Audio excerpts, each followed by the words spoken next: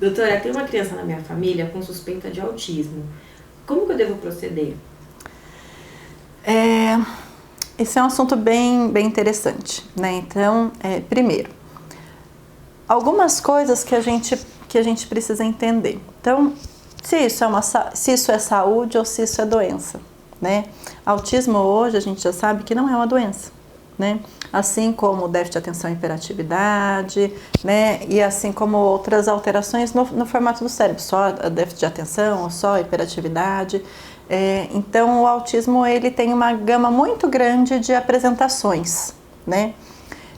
Coisas importantes que eu acho que a gente deve ter em mente mais do que rotular, né, e falar que uma criança tem alguma coisa ou é de um jeito diferente, a gente observar essa criança, o que é que eu posso fazer para ajudar essa criança em algum movimento que ela esteja tendo dificuldade, né? Então, por exemplo, ela está tendo dificuldade na linguagem verbal, né? Então, é uma criança que tem dificuldade na linguagem verbal.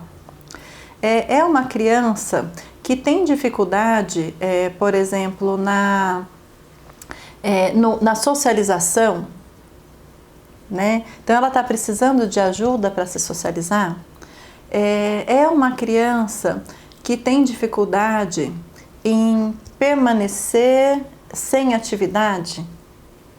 É uma criança que acaba sofrendo mais repreensões, né? Então, tipo, é uma criança que todo mundo está o tempo todo falando para ela ficar quieta, para ela não fazer isso, para ela não fazer aquilo, né? Então, eu acho que o olhar para isso, mais do que rotular, né, que isso seria por um acompanhamento médico, é se perguntar, né, como é que eu posso ajudar essa criança nesse sofrimento que ela está tendo. E eu acho que até antes disso, será que esse sofrimento é um sofrimento da criança ou será que é um sofrimento meu, né? Então, buscar esse tipo de análise. É um sofrimento meu, eu fico desconfortável na presença dessa criança. Então, como é que eu posso ampliar o meu mundo, ampliar minha percepção para enxergar pelos olhos daquela criança, né, e ver se ela está em sofrimento com aquilo e precisa de uma ajuda ou de um auxílio, ou se de repente eu que estou incomodada com aquilo, né? Então acho que uma forma bonita de atuar seria você estar olhando pelos olhos dela, né? Então o primeiro passo seria pelos olhos dela, como ela está? Ela está em sofrimento ou não? Pelos olhos dela, ela está com alguma dificuldade, né? Então, acho que esse é o primeiro movimento. Quando a gente tem alguém conhecido ou alguém da família que tem uma criança que é diferente, né, do jeito da maior parte das crianças, pelo menos, né, que a gente está vendo por fora, né, também existe naquela pessoa uma certa culpa, né, o medo, né? Então, muitas vezes a pessoa às vezes pode se tornar mais resistente, ou a pessoa pode se tornar até agressiva, ou a pessoa pode negar aquilo que está acontecendo, né? Então, também é esse movimento de empatia pelo que está acontecendo ali, né?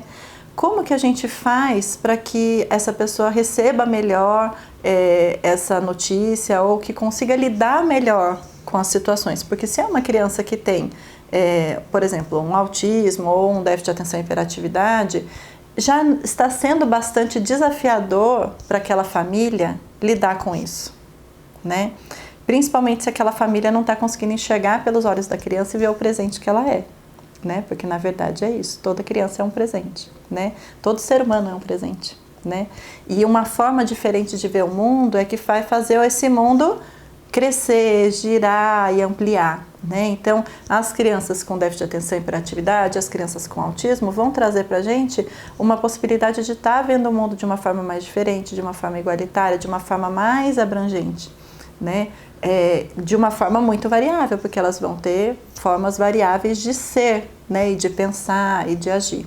Então, uma coisa eu acho que é muito importante com relação a isso é, primeiro, você ter bastante empatia com todos os desafios que essa família já está passando. Segundo ponto, ampliar a gratidão por aquela criança. E ampliando aquela gratidão por aquela criança, a gente vai diminuir o julgamento por aquela criança. Porque não existe uma criança certa, existe uma criança errada, né? Existe só uma criança que é um presente, né? Então, quando a gente julga isso é certo, isso é errado, isso vai criar resistência, vai criar o julgamento, que vai fazer com que aqueles pais sintam ainda mais culpa, ou neguem ainda mais, ou sintam mais resistência nesse processo. Quando você enxerga todo o presente que aquela criança é, enxergando a vida pelos olhos dela, que pode trazer inúmeras possibilidades de vida maravilhosa, de coisas diferentes, de atenção a outras coisas que a gente às vezes não consegue ver, né?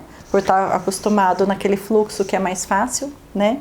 Então, se a gente amplia o nosso campo de visão para o campo de visão daquela criança, a gente vai conseguir ver realmente o que aquela criança precisa, né? Se ela está em sofrimento em alguma coisa, e ajudar a olhar, esses pais também olharem aquela criança como um presente, com não julgamento, e aí tudo vai se tornando mais fácil.